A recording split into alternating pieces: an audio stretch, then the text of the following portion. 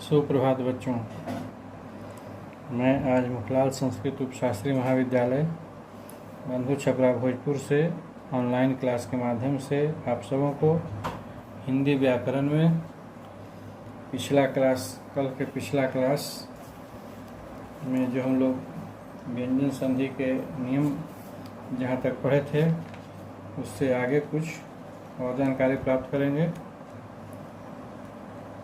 तो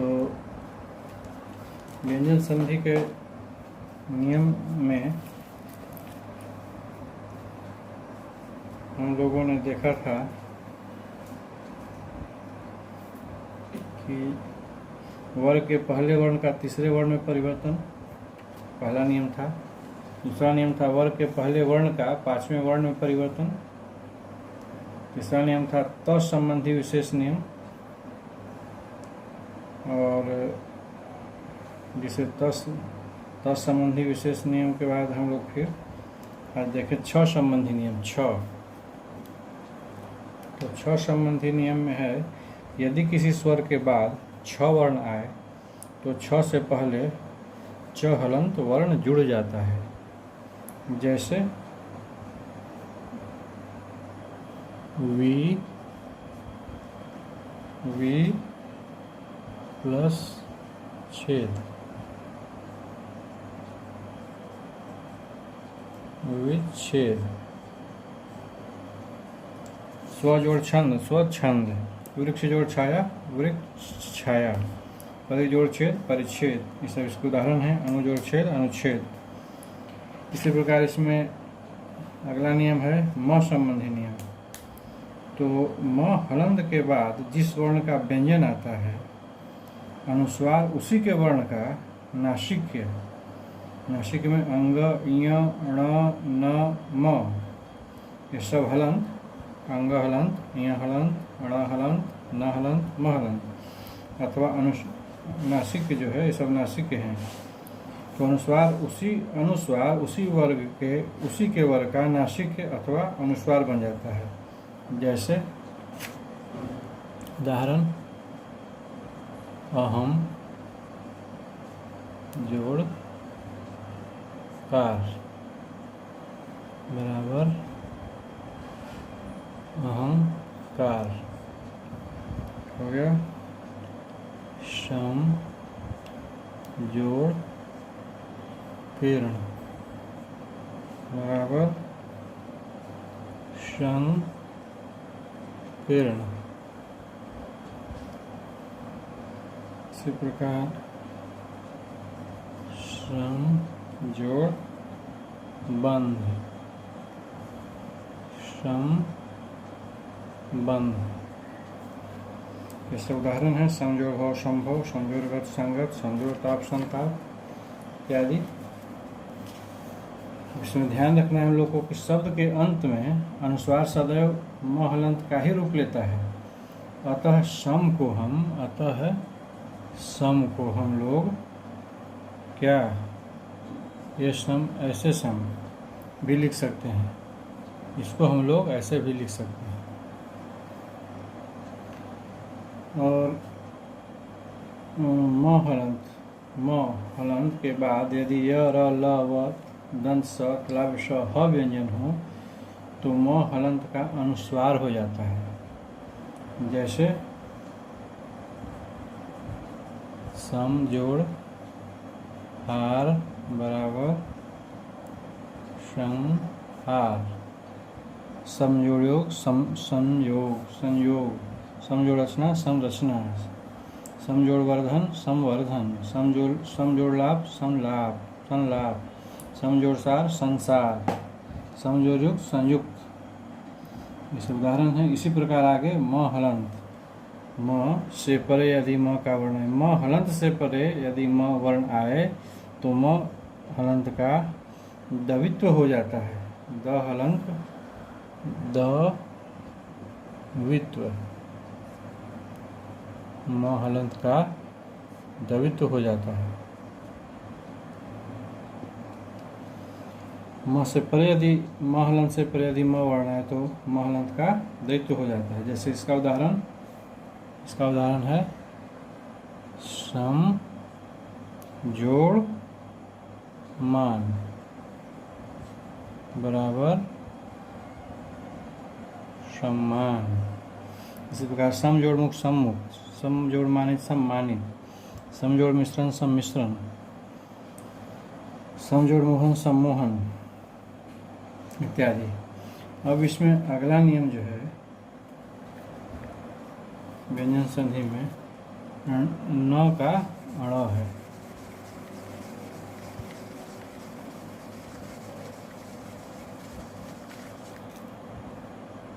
इसमें न का अण। यदि री र तथा मूर्धन्य श के बाद न व्यंजन आता है तो उसका ण में परिवर्तन हो जाता है, भले ही बीच में कवर पवर अनुस्वार य व ह आदि में से कोई भी वर्ण क्यों न आए। जैसे उदाहरण इसका क्या, उदाहरण देखिए, भू श जोड़ अण बराबर भूषण। उसी प्रकार शो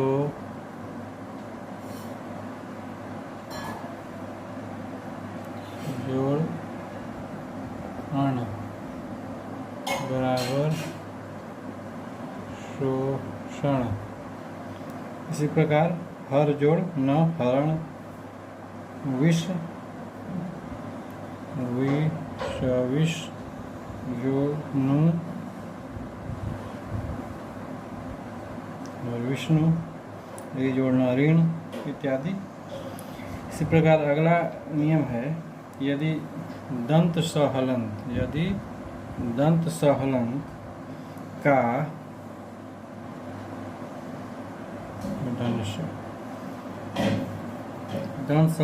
मूर्धन्य श। इसमें है कि यदि दंत स व्यंजन से पूर्व अ आ से भिन्न कोई भी स्वर आ जाता है तो दंत स का परिवर्तन जो है वह मूर्धन्य स में हो जाता है। जैसे देखिए, अभी जोड़ शेख बराबर अभिषेक। यहाँ जो है दंत स है, यहाँ मूर्धन्य स हो गया। इसी प्रकार आगे सुजोड़ सुक्ति बराबर सुसुक्ति। सुक्ति में दंत स होगा जबकि सुसुक्ति में बीच वाला स मूर्धन्य स होगा। अनुषंगी में अनुप्लस संगी जो है सो दंत स से होगा जबकि अनुषंगी में मूर्धन्य स होगा। तो ये थे सब व्यंजन संधि के उदाहरण। अब हम लोग कुछ विसर्ग संधि के बारे में जानते हैं।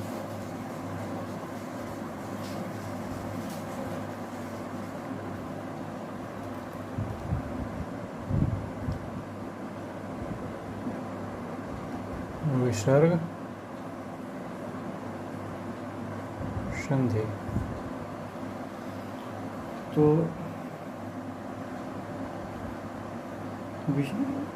सबसे पहले इसका परिभाषा कि विसर्ग के बाद किसी स्वर अथवा व्यंजन के आने से विसर्ग में जो परिवर्तन होता है वह विसर्ग संधि कहलाता है।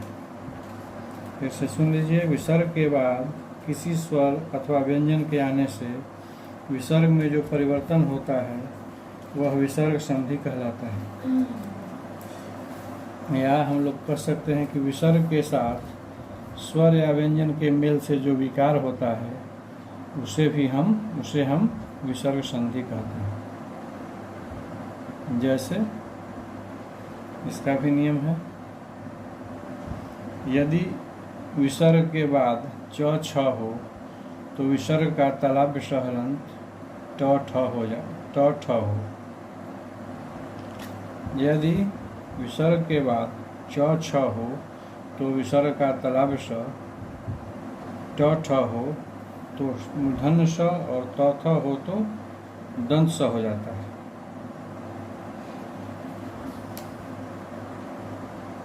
जैसे यह भी कर सकते हैं कि यदि विसर्ग के बाद च छ व्यंजन हो तो विसर्ग का तलाब श हलंत होगा और ट ठ व्यंजन हो तो मूर्धन्य स हलंत होगा तथा त थ व्यंजन हो तो दंत स हो जाता है। जैसे उदाहरण इसका निह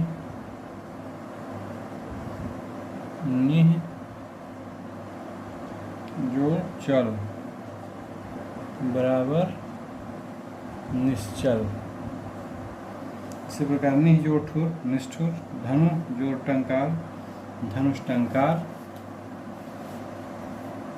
इत्यादि।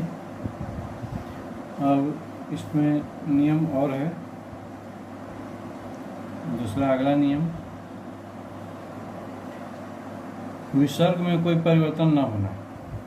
यदि विसर्ग के बाद तालाब स, मूर्धन्य स, दंत स में से कोई व्यंजन आए तो विसर्ग यथावत बना रहता है अथवा विसर्ग आगे के व्यंजन का रूप ले लेता है। जैसे उदाहरण इसका दो जोड़ शासन बराबर दो शासन। इसी प्रकार दो जोड़ साहस दुस्साहस, नहीं जोड़ संतान निसंतान, नहीं जोड़ संकोच निसंकोच, ये सब इसके उदाहरण है।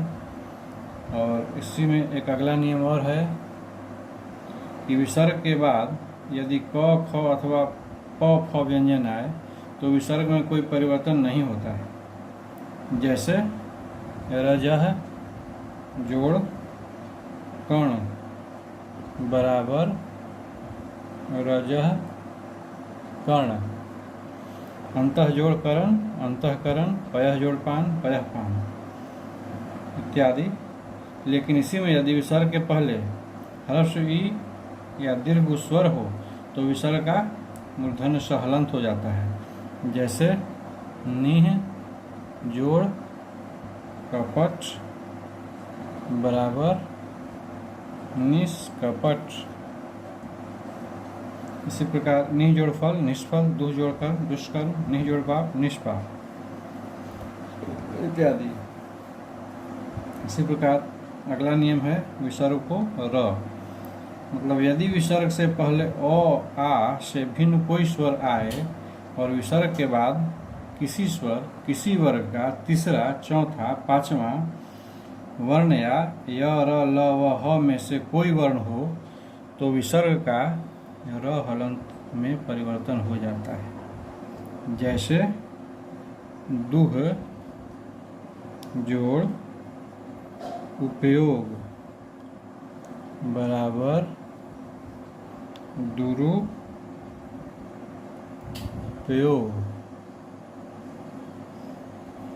दुह जोड़ लाभ दुर्लभ, दुह जोड़ गुण दुर्गुण, निह जोड़ भय निर्भय, बहिः जोड़ मुख बहिर्मुख, दुह जोड़ जन दुर्जन इत्यादि।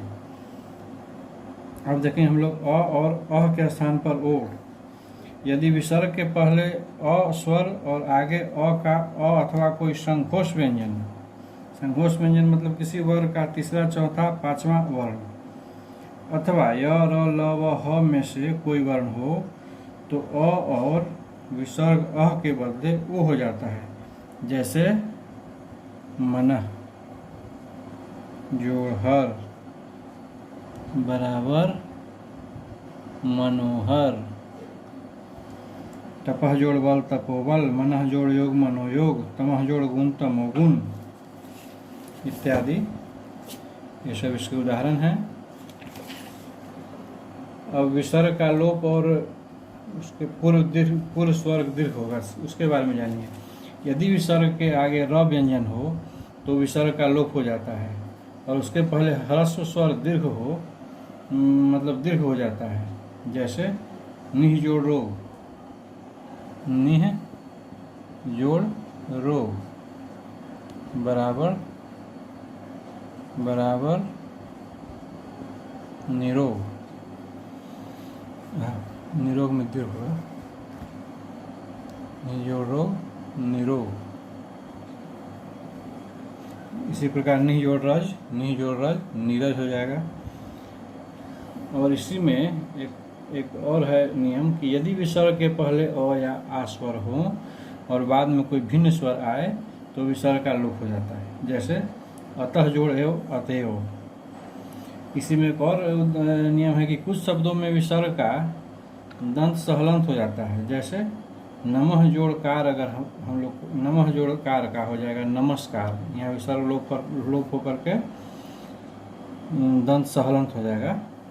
भाह जोड़कर भास्कर, पुरह जोड़कार पुरस्कार। तो ये सब विसर्ग संधि के नियम थे। और इसके बाद एक और आप लोग जान लीजिए, यदि विसर्ग के आगे पीछे अ हो, दो पहला अ और विसर्ग मिलकर छठे नियम की तरह होकार हो जाता है और बाद वाले अ का लोप होकर उसके स्थान में लुप्ताकार अ, ऐसे ही हुई अ का चिन्ह लग जाता है। जैसे प्रथम जोड़ अध्याय, जैसे प्रथम जोड़ अध्याय बराबर प्रथमो ध्याय। इसमें है कि जो होता है कि यदि विसर्ग के आगे पीछे अ हो, दो पहला अ और विसर्ग मिलकर छठे नियम की तरह होकार हो जाता है और बाद वाले अ का लोप होकर उसके स्थान में लुप्ताकार अ जो है इसका चिन्ह लग जाता है। लेकिन याद रखना है कि लेकिन विसर्ग के बाद अ के सिवा दूसरा स्वर आए तो यह नियम लागू नहीं होगा, बल्कि विसर्ग का लोप हो जाएगा। जैसे अतः जोड़ एव अतएव हो जाएगा, अतः जोड़ एव, यहाँ विसर्ग लोप हो जाएगा, यहाँ अतएव हो जाएगा, अतएव। तो ये था व्यंजन संधि के कुछ नियम। आज की क्लास में इतना ही। कल कुछ हिंदी की संधियाँ थोड़ा सा कुछ रह गया बाकी, तो हम लोग जानेंगे, जिसमें महाप्राणीकरण तथा अल्पप्राणीकरण, लोप और आगम, ह्रस्वीकरण, स्वरों में परिवर्तन, इसके बारे में कुछ जानेंगे, कुछ उदाहरण जानेंगे। तब तक के लिए आप सब लोग बच्चों को शुभ दिन।